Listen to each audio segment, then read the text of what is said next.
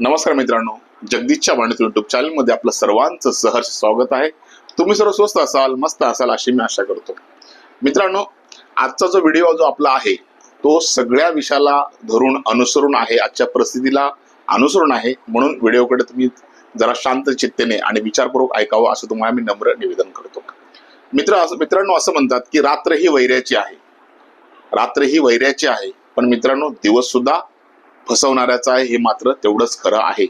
आजची परिस्थिती तशीच काहीतरी आहे. मित्रांनो, अजून असं म्हणतात की परिवर्तनाचा प्रवास आहे तो आपण मस्तकाकडून हृदयाकडे केला पाहिजे असं म्हणतात. पण मित्रांनो, परिवर्तनाचा प्रवास जो आहे तो आपण हृदयाकडून मस्तकाकडे केला पाहिजे, हे तेवढंच खरं आहे. तर हृदयाकडे जेव्हा आपण प्रवास करू, हृदयाकडून जो परिवर्तनाचा प्रवास करू, तेव्हा तो प्रवास योग्य रीतीने आपण पार पडू शकतो. मित्रांनो, आपल्या मतभेदामुळे मनभेद झाले नाही पाहिजे, हे तेवढंच खरं आहे. जीवन हे जगण्यासाठी नसून जगवण्यासाठी आहे, हेही तेवढंच खरं आहे. मित्रांनो, या पृथ्वीवरती एकच गोष्ट स्थिर आहे, ते म्हणजे बदल. कोणत्याही व्यक्तीला सदाकाळ सुख असेल, कोणत्याही व्यक्तीला सदाकाळ दुःख असेल असं केव्हाही होत नाही. कारण की आपल्या निसर्गाला हे प्रिय नाही. आपल्या निसर्गाला काय प्रिय आहे? बदल प्रिय आहे. म्हणून तर आपण उन्हाळा, पावसाळा, हिवाळा हे ऋतू अनुभवतो आणि जाणतो. आपल्या शेतकऱ्याने पिकवलेलं अन्नधान्य याच्यावर आपण जगतो. आपल्या शेतकऱ्याने कापूस जे पिकवतो आपण कपडे तयार होतात, धागा तयार होतो. याच्यामुळे आपल्याला चांगले कपडे मिळतात, उबदार कपडे मिळतात, हे आपण विसरता कामा नाही. मित्रांनो, आज ही परिस्थिती महाराष्ट्रामध्ये आहे. एक उदाहरण देऊन जर तुम्हाला सांगायचं झालं, सरकारी भरती जर निघाली, ती सरकारी भरती किती हजाराची निघते? कमीत कमी 15,000ची सरकारी भरती निघते. मित्रांनो, सरकारी भरती 15,000ची निघते. आपल्या देशाची लोकसंख्या भरपूर आहे, हे आपण विसरता कामा नाही. पण 15,000 भरतीसाठी 50,000 लोकांनी जिथं ऍप्लिकेशन दिलेलं असतं, आपला अर्ज दिलेला असतो, त्यातून किती सिलेक्ट होतील, किती निवड होतील याचाही विचार आपण केला पाहिजे. जर 50,000 लोकांनी तिथे ऍप्लिकेशन दिलं आहे तर भरतीच 15,000ची आहे मित्रांनो, तर 15,000च लोक तिथे सिलेक्ट केले जातील, निवडले जातील, तर बाकीचे लोक काय करतात? हा मात्र प्रश्न महत्वाचा आहे. बाकीचे लोक असेच आता जी महाराष्ट्रामध्ये जी काही परिस्थिती चालू आहे, जे वातावरण आहे, अशा लोकांकडे जातात आणि सहज फसल्या जातात. मित्रांनो, तो बाबा, जो कोणी भोंदू बाबा कोणी असेल XYZ, आपल्या तेवढ्या खोलात जायचं नाही. आपला विवेक बुद्धी, आपली बुद्धी आपला जागृत करायची आहे. तो बाबा काय करतो? एक धागा बांधतो आपल्या हाताला. तो धागा काय करणार आहे मित्रांनो? तो धागा आपल्या शेतकरी बांधवांनी कुणाच्या आई वडिलांच्या शेतामधून पिकलेला जो कापूस आहे, त्या कापूसापासून तयार केलेला धागा असतो. तो धागा बांधतो कोण? तो भोंदू बाबा बांधतो.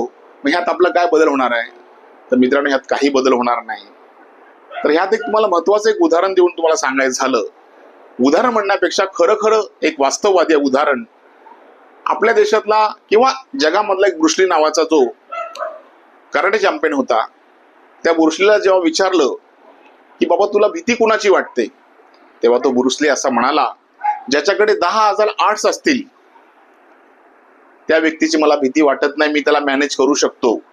पण असा एक व्यक्ती असेल की त्यांनी एकच आर्ट्स 10 वेळा प्रॅक्टिस केली, 10,000 वेळा प्रॅक्टिस केली असेल, त्या व्यक्तीची मला भीती वाटते. तर यातून प्रश्न निर्माण होतो की प्रयत्नातून प्रयत्न, आणि त्यानंतर आपल्याला कुठेतरी जागा मिळते आणि त्यानंतर आपण कुठेतरी सिलेक्ट होतो. तर मित्रांनो, आपला प्रयत्न फार महत्वाचे आहेत.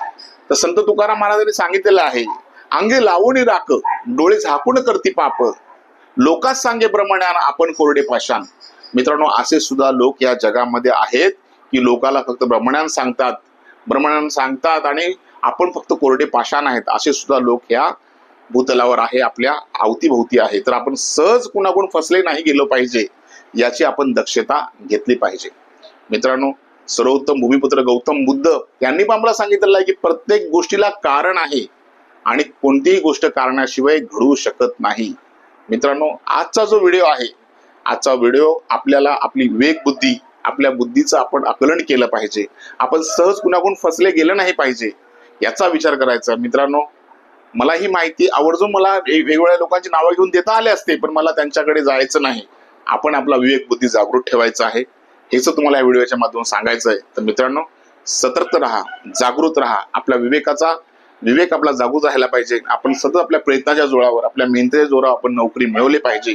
कोणतीही गोष्ट सहज मिळत नाही, प्रयत्न करावे लागतात. प्रयत्न केल्याशिवाय आपल्याला कुठली गोष्ट मिळत नाही. अजून एक उत्तम उदाहरण द्यायचं असेल तर ते उदाहरण मी तुम्हाला देईन. जेव्हा जेव्हा जेव्हा एखाद्या गोष्टीचा कुठल्याही गोष्टीचा आपला कमतरता पडते, त्यावेळेस कमतरता जेव्हा पडते तेव्हा अनेक लोक जेव्हा असतात तेव्हा एकच उमेदवार निवडला जातो. तो जेवढे त्यांनी प्रयत्न करेल तेवढे त्याला यश मिळतं. यश मिळवण्यासाठी आपल्याला तेवढं झिजावं लागतं, झगडावं लागतं. हे आपण केल्याशिवाय आपल्याला मिळणार नाही. तर सहज कुणाकडून फसवले जाऊ नका, हेच तुम्हाला आजच्या व्हिडिओच्या मधून सांगायचंय. नमस्कार मित्रांनो.